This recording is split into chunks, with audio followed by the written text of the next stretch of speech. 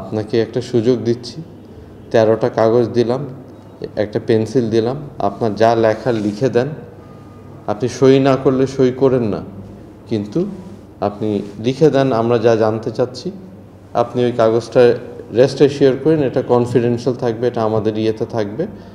আপনি আপনার রুমে সময় নিয়ে বসে লেখেন।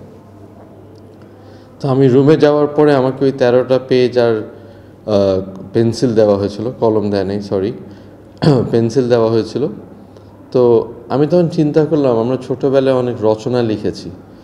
তো তখন আমি চিন্তা করলাম যে আমি কি নিয়ে লিখব।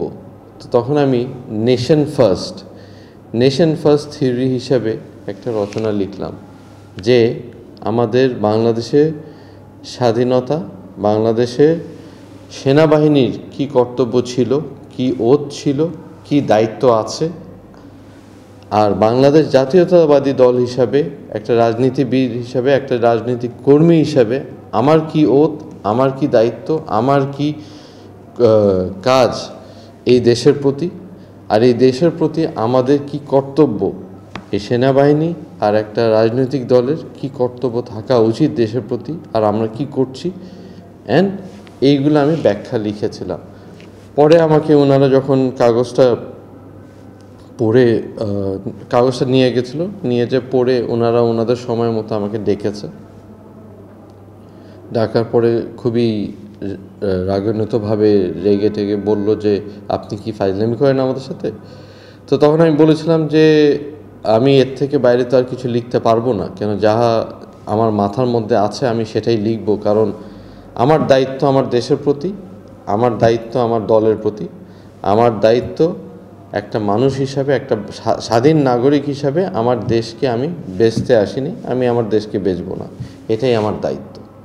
তা আমি এটাই লিখেছি। তো তখন আমাকে যখন ইন্টারোগেশন করা হতো বা প্রশ্ন করা হতো, তখন আমি বুঝতাম যে আপনার চোখ বাঁধা, আপনি দেখতে পাচ্ছেন না, হ্যান্ডকাফ করা, আপনি কিছু করতে পারছেন না, বাট আপনি আওয়াজ শুনতে পাচ্ছেন যে এখানে 2-3 জন আপনাকে প্রশ্ন করছে। একজন হয়তো আপনাকে একটু সোবারলি করছে, একজন একটু খুব অ্যাগ্রেসিভ মুডে করছে, একজন আপনাকে ধমকাচ্ছে, আবার মাঝে মধ্যে মাইন্ড গেম প্লে করার জন্য, মানসিক চাপ দেওয়ার জন্য ওইভাবে কথা বলছে। তো যেটা আমার কানে বেজেছিল যে আমি যখন এখন কথা বলছি, আমরা শুদ্ধ বাংলায় বলছি, চলতি বাংলায় মিক্স করছি, আমরা যখন বন্ধু বান্ধবের সাথে আলাপ করি আমরা চলতি ভাষায় কথা বলি, খাইছো, খাবি কি না, এরকম। আপনি আসলে, আপনি আমার অফিসে এসেছেন, আমি আপনাকে জিজ্ঞেস করবো ভাই চা খাবেন, খানা খাবেন, কেমন আছেন। তো আমরা আমাদের ভাষা জানি, আমাদের আঞ্চলিক ভাষাও জানি, কেন আসো না আসো, তো এটা আমরাও বলতে পারি। কিন্তু যখন আমাকে কেউ বলবে দাদা জল খাবেন নাকি, গলা শুকায় গেছে, তখন কিন্তু কানে বাজে যে এই লোকটা কে, এই ভাষাটা কে। তো তখন আমার কানে বেজেছিল যে এখানে কে, আমি আসলে কোথায় আছি, কারা আমাকে প্রশ্ন করছে।